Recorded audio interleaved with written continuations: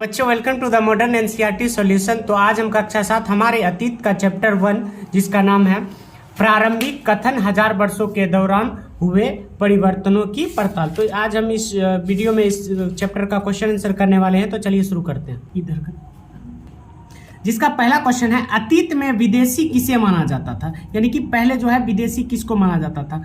मध्यकाल में गांव में आने वाला कोई भी अनजान व्यक्ति जो समाज और संस्कृति का अंग ना हो विदेशी कहलाता था। ऐसे व्यक्ति को हिंदी में परदेशी तथा फारसी में अजनबी कहा जाता था। यानी कि कहने का तात्पर्य यह है कि जिसका गांव से कोई संपर्क नहीं रहता था, गांव के संस्कृति से कोई मतलब नहीं रहता था, उसे ही विदेशी कहते हैं।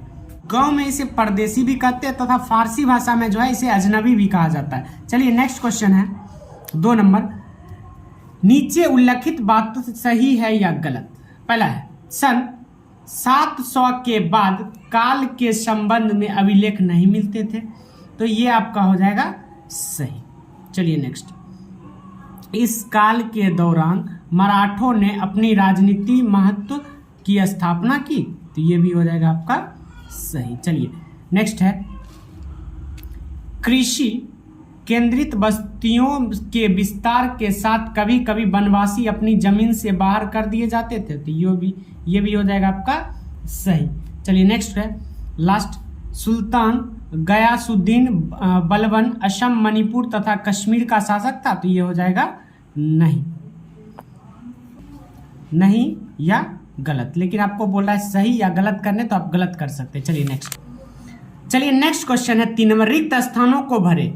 अभिलेखगारों में डैश रखे जाते थे, तो इसका आंसर हो जाएगा दस्तावेज। अभिलेखागारों में दस्तावेज रखे जाते थे।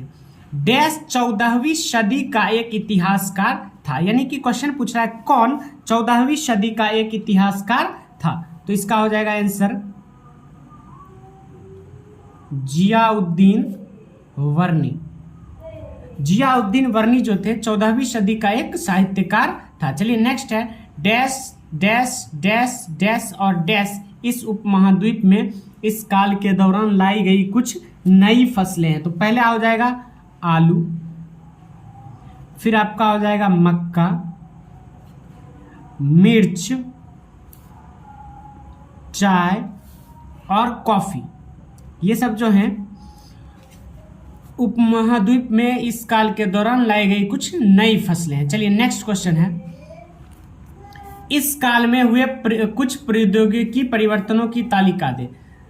700 से 1750 के बीच 1000 वर्षों में अलग अलग समय पर कई नए प्रौद्योगिकी का विकास हुआ। एग्जाम्पल, सिंचाई में रहट, कताई में चरखा, युद्ध में बारूद, हथियार। मतलब क्या सिंचाई के लिए पहले साधन नहीं था तो रहट को लाया गया, कताई के लिए चरखा लाया गया, और युद्ध जो है पहले जमाने में नाखूनों से लड़ा जाता था या लकड़ियों से, लेकिन फिर बारूद और हथियार, ये भी इसका विकास हुआ। चलिए नेक्स्ट क्वेश्चन है इस काल के दौरान हुए कुछ मुख्य धार्मिक परिवर्तनों की जानकारी दे। चलिए 1000 वर्षों के दौरान धार्मिक परंपराओं में कई बड़े परिवर्तन आए। लोगों में दैविक अवस्था जगह, हिंदू देवी देवताओं की पूजा की जाने लगी, राजाओं ने भी मंदिरों का निर्माण कराया। चलिए नेक्स्ट, आइए समझे में से पिछली कई शताब्दियों में हिंदुस्तान शब्द का अर्थ कैसे बदला।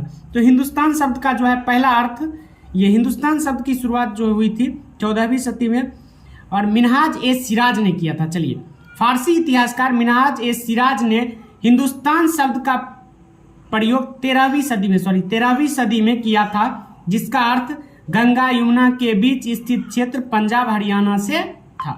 यानी कि बिहार शब्द का पहला प्रयोग जो है मिनहाज ए सिराज ने किया था, लेकिन आगे चल के इसे मुगल शासक भी इसका उपयोग करने लगे। चलिए नेक्स्ट क्वेश्चन है जातियों के मामले में कैसे नियंत्रित किए जाते थे। जातियां स्वयं अपने अपने नियम बनाती थी जिससे कि वे अपनी जाति के सदस्यों के व्यवहार को नियंत्रित कर सके। इन नियमों का पालन जाति के बड़े बुजुर्ग की सभा करवाती थी।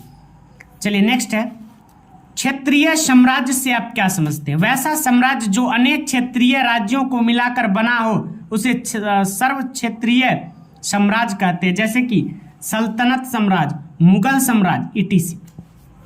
नेक्स्ट क्वेश्चन है, आइए विचार करें। पांडुलिपि के उपयोग में इतिहासकारों के सामने कौन कौन सी समस्या आती थी?